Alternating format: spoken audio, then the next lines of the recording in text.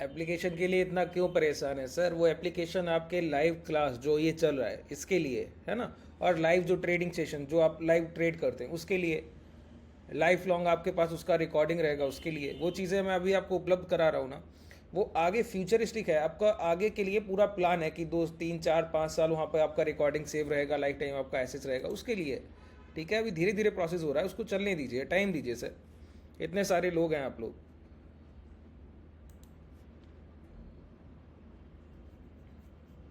मैं बताऊंगा जब हो जाएगा, तो सभी को बताऊंगा कि अब हो गया है, जो जो लोग रह गए अब बताइए।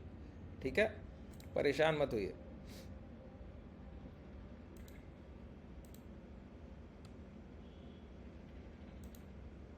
आइए, आज के प्राइजेक्शन को हम लोग डिकोड करते हैं। ठीक है, दो काम हम लोग कर रहे हैं। पहला ये कि एक तो अभी के सेशंस जो लाइव क्लास आपका ये चल रहा है, इसमें हम लोग सीख रहे हैं कि क्या हमको ट्रेड करना चाहिए। ठीक है, और उसके बाद लाइव मार्केट में मैं आपको पोजीशन एग्जीक्यूट करा रहा हूँ, जहाँ पर मैं आपको सारे इंस्ट्रक्शन बताता हूँ कि कब क्या कैसे करना है।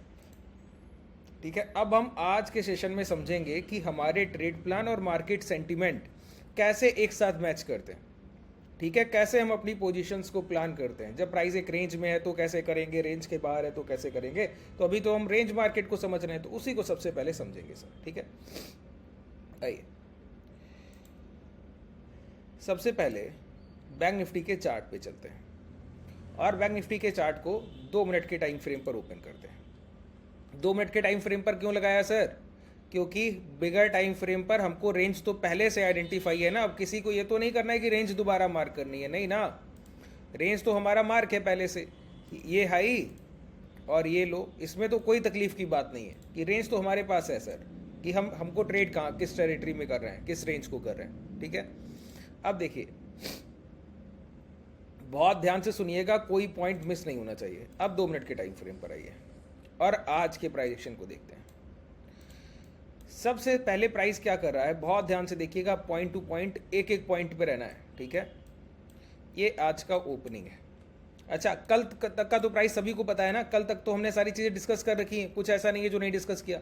अब मैं रिपीट करूंगा तो टाइम चला जाएगा सर, इस वजह से नहीं कर रहा हूँ, नहीं तो मैं रिपीट भी करता आपके लिए। बहुत ध्यान से सुनिएगा, कल हम लोगों ने एक डाउनफॉल करके लोअर प्राइस पर बॉटम पर एक डोजी कैंडल बनाया, फिर उसके हाई ब्रेक किए और स्पाइक लिया और एक हाई लगाया कहाँ, प्रीवियस रेजिस्टेंस एरिया तक, जो कि ये एक रेजिस्टेंस रेंज था, एक इस रेंज के अंदर का रेजिस्टेंस था। ठीक है, उसके हाई लगाए, फिर रिट्रेसमेंट के साथ क्लोजिंग किया। ठीक है, रिट्रेसमेंट के बाद हमारा जो क्लोज प्राइस था वो इस कैंडल पे था, ये देख रहे हैं 51,800। ठीक है, अब आज हम लोग क्या कर रहे हैं, बहुत ध्यान से एक एक पॉइंट पे रहना है। कुछ भी मिस हो गया ना तो समझिए आप बहुत चीज़ें मिस कर जाएंगे फिर। तो बहुत ध्यान से सुनिएगा और आपको ये समझ आएगा कि क्या क्या चीज़ें हमको नहीं करनी चाहिए। ठीक है, और क्या क्या करनी चाहिए। 2 पॉइंट रहेंगे। पहली बात, सबसे पहले प्राइस ने गैप अप किया। एक बात बताइए, प्राइस का क्लोजिंग कैसा है, वीक है। कल का सेशन का क्लोजिंग कैसा है, वीक है। और हम एक रेंज को ट्रेड कर रहे हैं, एक रेंज को ट्रेड कर रहे हैं। ठीक है, और प्राइस ने जहां क्लोज किया, प्राइस गैप अप करने के बाद उसी प्राइस को हिट करने, और गैप अप करने के बाद हम ओपन कहाँ हो रहे हैं, नियर बाई रेजिस्टेंस एरिया, जहां से गिर कर बंद हुए थे। ठीक है, अब ये रेंज के अंदर पूरा प्राइजेक्शन है, रेंज के बाहर तो नहीं है ना, उसी रेंज के अंदर जो पहले से हम लोगों ने मार्क करके रखी। प्राइस क्या कर रहा है, वहां से डाउनफॉल की शुरुआत करता है, जहां ओपन होता है वहां से। ओपन होने के बाद कल की क्लोजिंग के पास हमको क्या दिखता है, उसके लो का ब्रेकडाउन दिखता है। सबसे पहले देखिए क्या है, क्लोजिंग के पास लो का ब्रेकडाउन दिखता है। ब्रेकडाउन का मतलब है प्राइस उसके नीचे टच किया। अभी स्विंग हाई स्विंग लो के बहुत सारे एडवांस कॉन्सेप्ट हैं आज या कल के सेशन में, ये स्ट्रक्चर मैपिंग मैं आपको सिखा रहा हूँ। जो चीज़ें अभी आप सीख रहे हैं ना, इसको टेक्निकल में आप स्ट्रक्चर मैपिंग कहते हैं। ठीक है, और स्ट्रक्चर मैपिंग को बहुत अलग तरीके से सिखाया जाता है। कोई आपको इंड्यूसमेंट बताएगा, बहुत सारे पॉइंट्स बताएंगे, नहीं, वैसे काम नहीं करना है। जैसे मैं बता रहा हूँ ऐसे चीज़ों को समझना है। ठीक है, देखिए प्राइस ने क्या किया, प्रीवियस डे क्लोजिंग को रिटेस्ट किया, और उसके नीचे अगर आप गौर करें, मैं मार्क करूं, ये उसके नीचे तक कैंडल को लेकर आए। ठीक है, अब इस कैंडल के बाद लास्ट कैंडल क्या बना, ये देख पा रहे हैं। अब इसके बाद कॉन्जिक्यूटिव कितने सारे कैंडल हैं, 1 2 3 4 5, ये देख पा रहे हैं सारे कैंडल्स के फॉर्मेशन। ये 5 से 6 कैंडल कॉन्जिक्यूटिव कहां क्लोज कर रहे हैं, ये क्लोज कर रहे हैं इस लास्ट कैंडल जो 9:41 का कैंडल है। यहां पर टाइम लिख कर आता है, जब मैं कैंडल पर कर्सर ले जा रहा हूं ना तो नीचे आपके पास टाइम का फॉर्मेशन, टाइम लिख कर आ रहा है। टाइम पे नजर रखिएगा, मैं एक एक पॉइंट आपको बताना चाह रहा हूं, इस वजह से क्लैरिफाई कर रहा हूं। जब आगे चीजें बताऊंगा ना तो इतना डिस्क्राइब नहीं कर पाऊंगा। ये देखिए नीचे टाइम लिखा है, यहां पर देखिए, यहां पे टाइम लिख कर आता है जब मैं कर्सर ले जाता हूँ। थर्सडे, ट्यूसडे 12 नवंबर और 9:41 9:41 AM। और इस कैंडल के अबव लगातार सारी कैंडल्स की क्लोजिंग मिलती है। तो ये क्या है, एक पॉजिटिव कंसोलिडेशन है। प्राइस ने गैप अप करने के बाद प्रीवियस डे की क्लोजिंग के नीचे के ऑर्डर्स का एग्जीक्यूशन किया और एग्जीक्यूशन के बाद पॉजिटिव कंसोलिडेट कर रहा है। ठीक है, क्या कर रहा है, पॉजिटिव कंसोलिडेट कर रहा है। इस पॉजिटिव कंसोलिडेशन के टाइम पर फिर क्या हो रहा है, एक इन्वर्टेड हैमर कैंडल का फॉर्मेशन हो रहा है। ये कौन सा टाइम है बताइए, ये 9:53 का कैंडल है। कौन सा कैंडल है, 9:53 का कैंडल है। ये 9:55 का कैंडल जब बना तो इस पूरे इन्वर्टेड हैमर कैंडल का लगभग 50% से ज्यादा पार्ट को कवर कर लिया।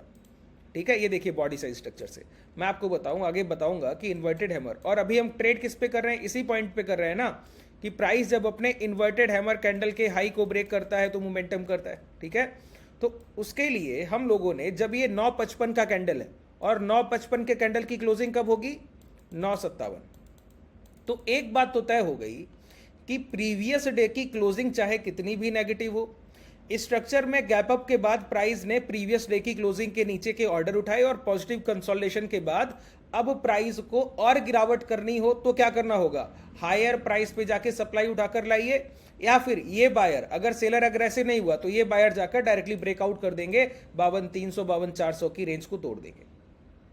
बात क्लियर हो रही। तो उस समय पर मैंने आपको एक पोजीशन का एग्जीक्यूशन कराया। उस पोजीशन में अगर आप गौर करें तो मैंने आपको क्या बताया, बहुत ध्यान से सुनिएगा।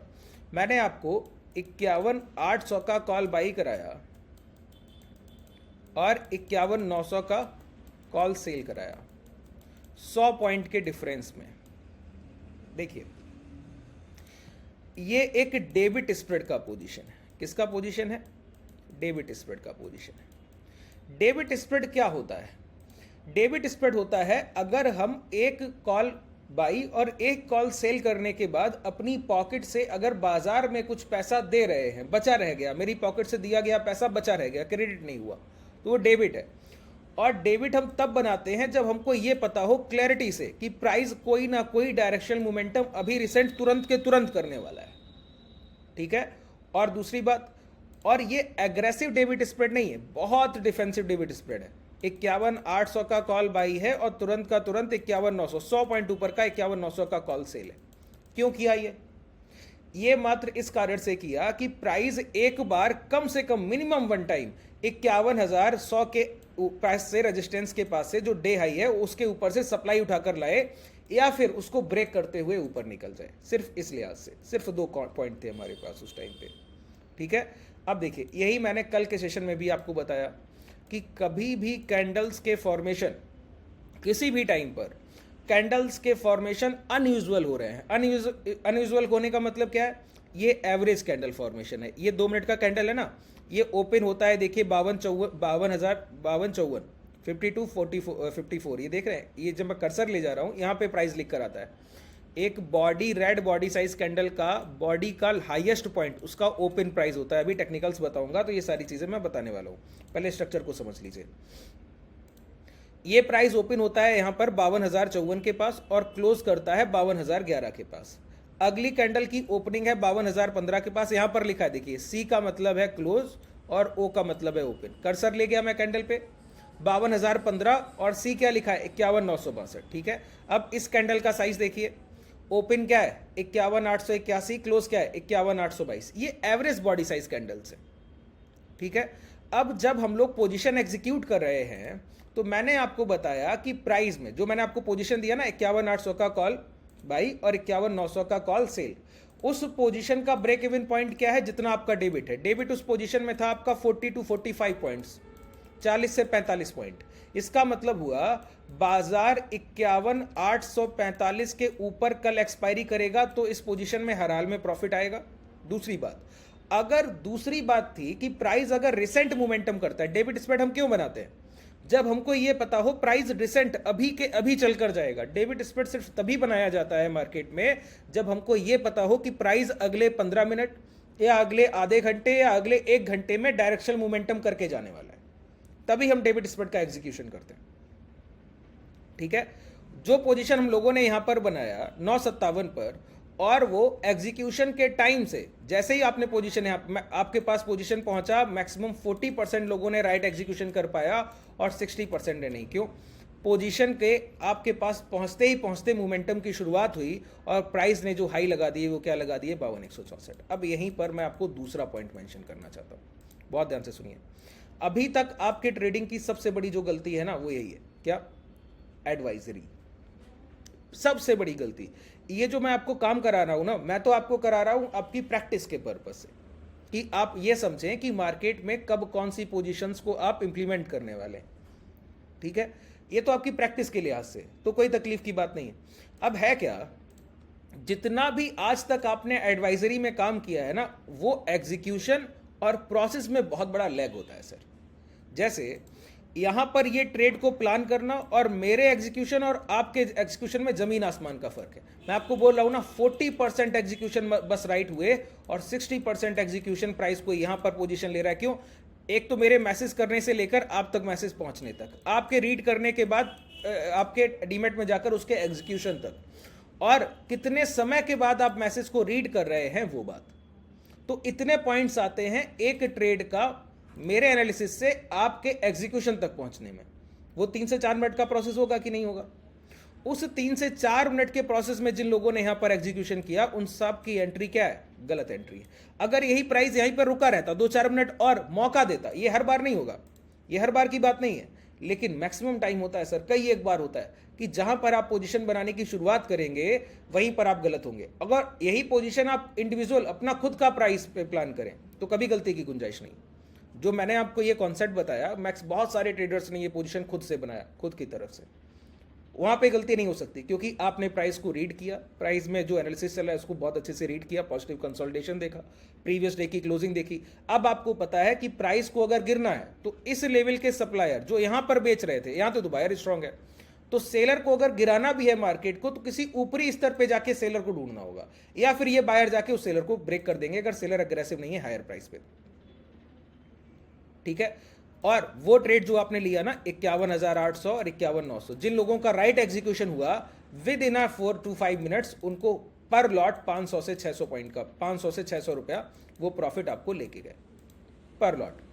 ठीक है, और उस पोजीशन में मैंने आपको रिस्क बताया कि अगर मार्केट यहीं से डाउनफॉल कर जाए तो 51,400 51,300 के नीचे आप अपनी पोजीशन को स्क्वायर ऑफ करेंगे तो पर लॉट 450 रुपए का रिस्क आएगा। और इसीलिए मैं मेंशन करता हूं उस पोजीशन में, जब भी किसी पोजीशन में रिस्क होगा ना तो मैं आपको मेंशन करके देता हूं जो रिस्क ले सकते हैं सिर्फ वही एग्जीक्यूट करेंगे, जो पोजीशन को रिस्क में ले सकते हैं सिर्फ वही एग्जीक्यूशन और नहीं।